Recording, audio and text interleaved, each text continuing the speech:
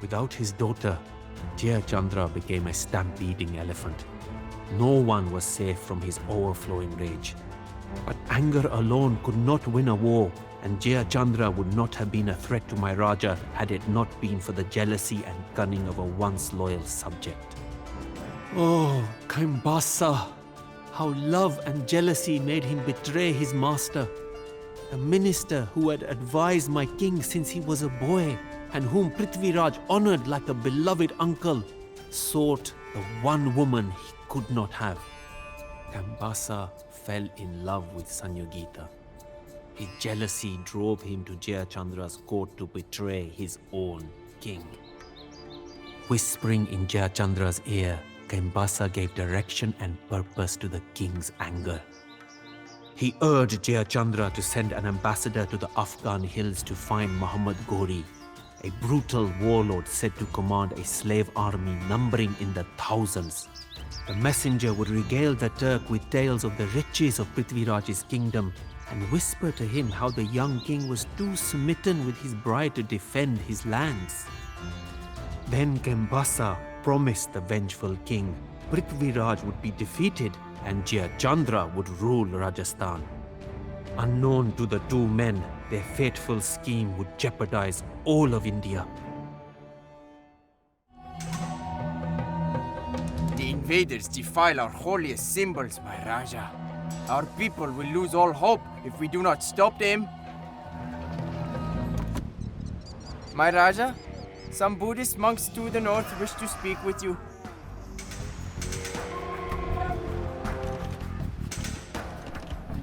Namaste. Our brothers were traveling with ancient relics, but they have not arrived. Bring the relic carts safely to our monastery and you will be rewarded.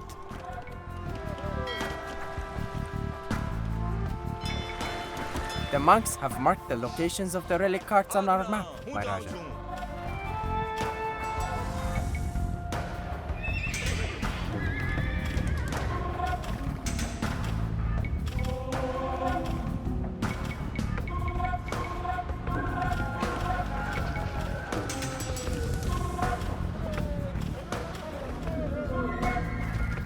प्रभु ना नामे प्रभु ना नामे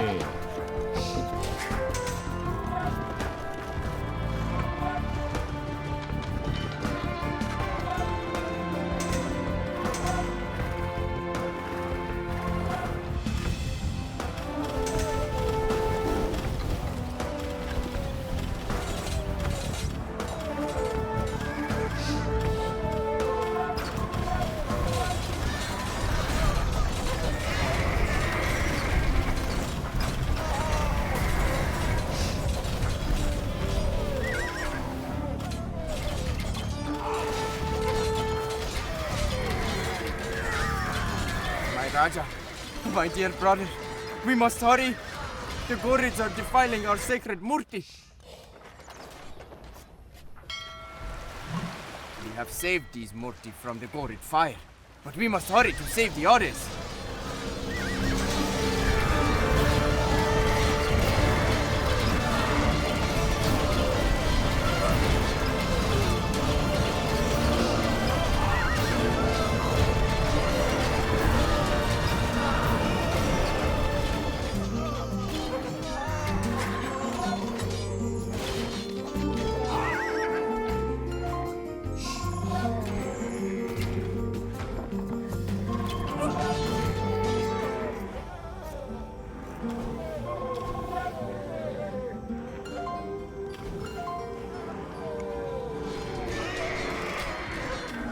It is better to live one day seeing the rise and fall of things than to live 100 years without ever seeing the rise.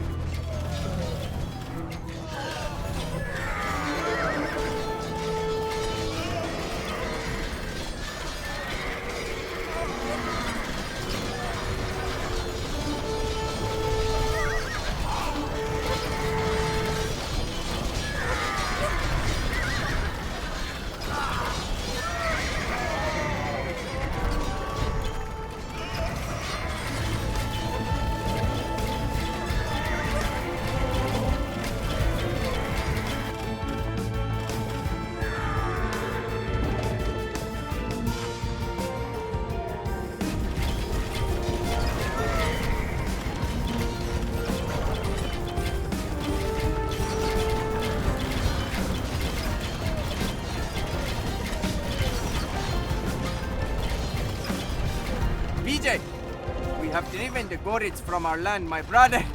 Go to Sanyogita and celebrate. The poets will sing your praises for centuries.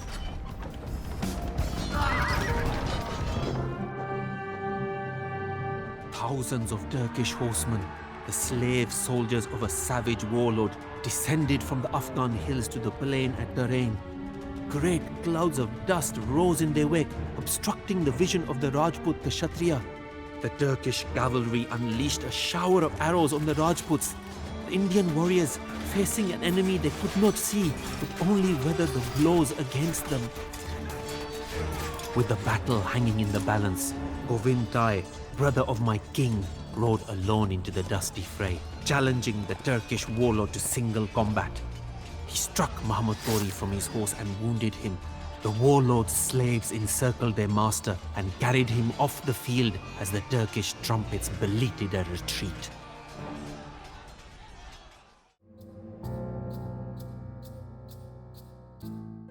Prithviraj's victory over Muhammad Ghori proved to be a curse.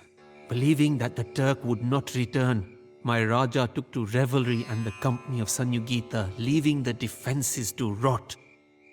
It is here that I, Chand Bardai, enter the story and make my mark on my king's legend.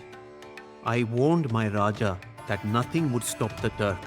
The warlord had come down from the barren Afghan mountains to gaze upon the wealth of India and would return with a larger army. My Raja was wise and he listened to me. He sent messengers to the other Rajput princes, calling them to war, but few listened. Laughing, the princes told the messengers that surely the Turks would not return so soon after being blooded by Rajput Kshatriya. The princes of Rajasthan sent only token forces to aid my Raja's defense. As my king marched once again to war, I feared that he would not return. I began to write this tale and shared it with the other poets. Even if my king did not survive the battle, his legend would live on throughout all of India. I would make sure of it. Poets have reached the courts of 4 great dynasties. To whom shall we tell our tale to first? Whoever we choose will help us carry Prithviraj's legend throughout India. Agna? Ha.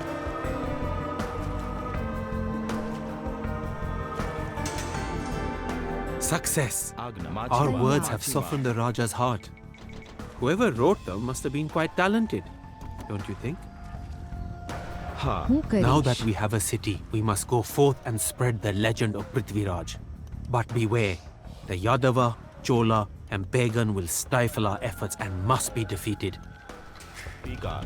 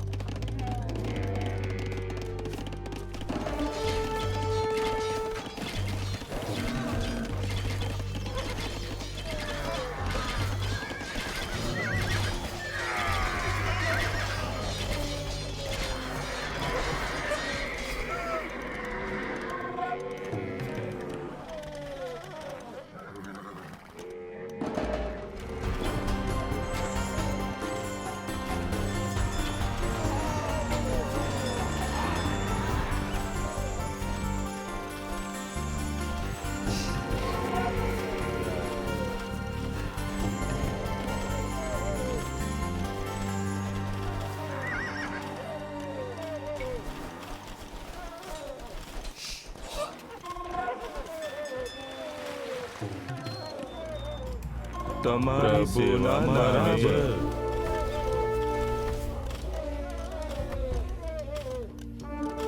આજ્ઞા બરાબર. પ્રભુના નામે તમારી સેવામાં હાજર.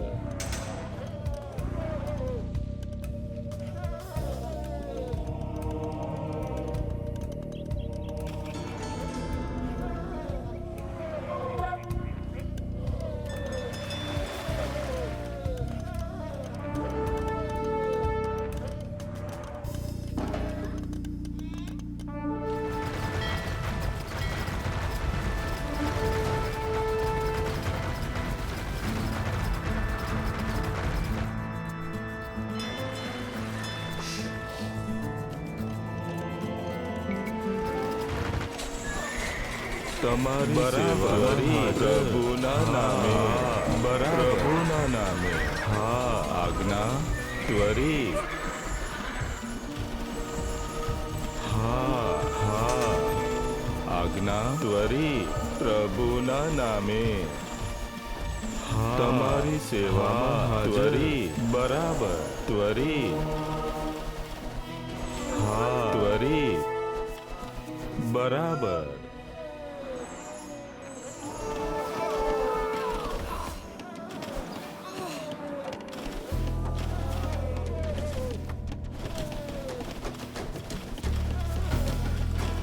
હા પ્રભુના નામે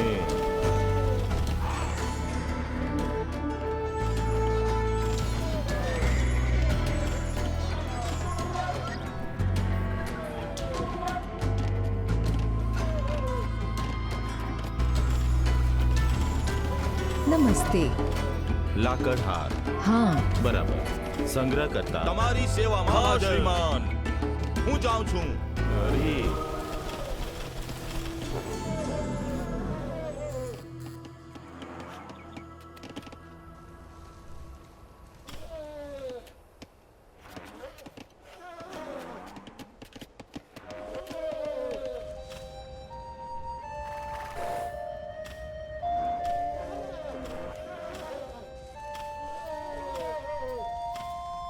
હું તૈયાર છું.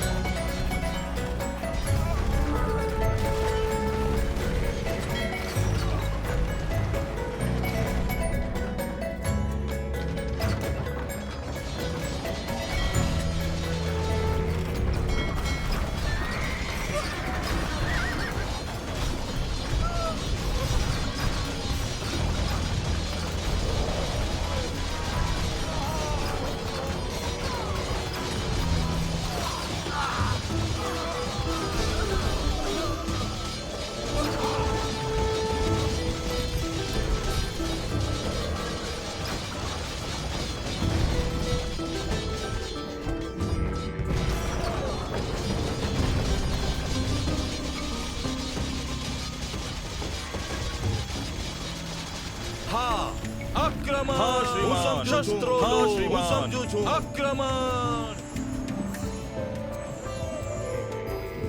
આજ્ઞા હું જાઉં છું. ચડાઈ કરો. શસ્ત્રો લો. ચડાઈ કરો. હા હા શ્રીમાન હું સમજુ હા છું. શ્રીમાન આક્રમણ આજ્ઞા તમારી હું સેવામાં સમજુ હું છું. જાઉં છું. ચડાઈ કરો.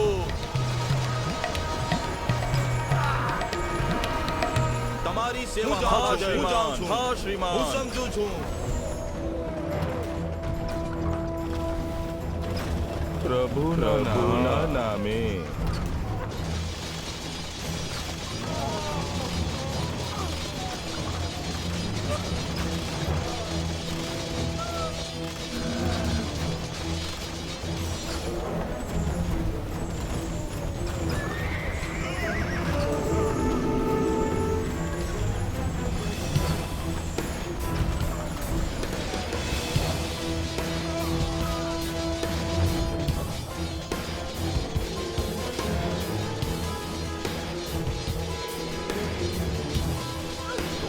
तैयार। No matter what happens against the Turks, Prithviraj will be remembered for centuries. Now, I must hurry to find my Raja and help him complete his destiny.